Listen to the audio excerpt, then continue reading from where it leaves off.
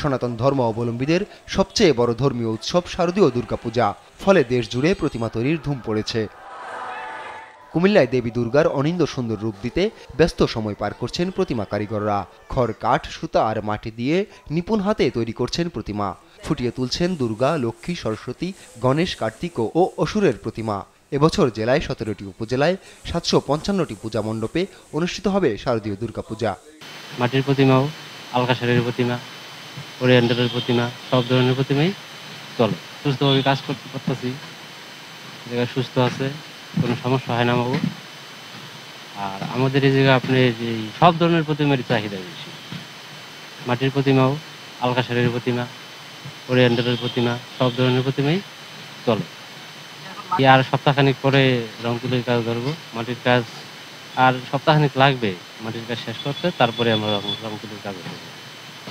মানে কাজের এখন অনেক দূরত্ব। বিভিন্ন জায়গার থেকে বিভিন্ন পূজা নিয়ে আজকে আমাদের 17 উপজেলা নিয়ে আমরা গত 13 তারিখে আমরা বর্ধিত সভা করেছি এবং প্রতি নেতৃবৃন্দরে আমরা বলেছি যে আমরা পূজা যাতে সুন্দর করে সবাই পরিচালনা করে, প্রত্যেকটা মণ্ডপে প্রত্যেকটা কমিটি করার জন্য আমাদের যারা আমাদের বিভিন্ন ইউনিয়ন বিভিন্ন উপজেলা ভিত্তিক যারা মন্দিরগুলো হবে এই মণ্ডপগুলো কমিটি করার জন্য আমরা বলেছি। আমাদের যারা আমাদের উপজেলাতে বিভিন্ন রাজনীতি দল আছে, বিএনপি, জামাত, জাতীয় পার্টি, আওয়ামী লীগ সবাইকে নিয়ে বলছে আমাদের একটা কমিটি করার জন্য, যাতে আমাদের এই পূজাতে কোনো এই জায়জামালা না হওয়ার জন্য আমরা অনেকভাবে অনুরোধ করেছি। আরেকটা ভাবে একটু সাপোর্ট দিতে হবে, যেহেতু বারবার আমাদের মাঝখানেই আমাদের ভিতরে বিভিন্ন অত্যাচারে আসে, বিভিন্ন সমস্যা হয়। এর জন্য আমাদের প্রশাসন যারা আছে তারা যাতে আমাদেরকে সুন্দরভাবে নির্দেশনা দিয়ে আমাদের শারদীয় দুর্গা উৎসব যাতে সুন্দরভাবে আমরা নতুন সরকারের কাছে যাতে উপহার দিতে পারি।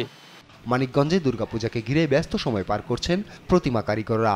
কারিগরদের দম ফেলার ফুরসত নেই। মানিকগঞ্জের 7টি উপজেলায় 510টি পূজা মণ্ডপে অনুষ্ঠিত হবে দুর্গাপূজা। সুষ্ঠুভাবে পরিচালনায় সব ধরনের প্রস্তুতি নিয়েছে আয়োজকরা। এই বছর মানিকগঞ্জ জেলা 7টি উপজেলায় 510টি মন্দিরে দুর্গাপূজা অনুষ্ঠিত হবে। ইতিমধ্যে প্রশাসনের তরফ থেকে সকল প্রকার নিরাপত্তার ব্যবস্থা করা হয়েছে। আমরাও পূজা উদযাপন পরিষদ বিভিন্ন মন্দিরকে বিভিন্ন দিক নির্দেশনা দিয়েছি। তার মধ্যে নারী পুরুষের আলাদা যাতায়াতের ব্যবস্থা, পর্যাপ্ত বিকল্প আলোর ব্যবস্থা এবং সবচেয়ে বড় যে বিষয়টি সেটি হচ্ছে যে বাদ্যযন্ত্রটি বাজবে সেই বাদ্যযন্ত্রের মধ্যে যেন কোনো প্রকার অশ্লীল গান বাজানো না হয়, শুধুমাত্র ভক্তিমূলক ধর্মীয় সঙ্গীত বাজানো হয়। এই বিষয়টির প্রতি আমরা খুব নজর দিয়েছি। 2 অক্টোবর মহালয়ের মধ্য দিয়ে শারদীয় দুর্গোৎসবের আমেজ ছড়িয়ে পড়বে।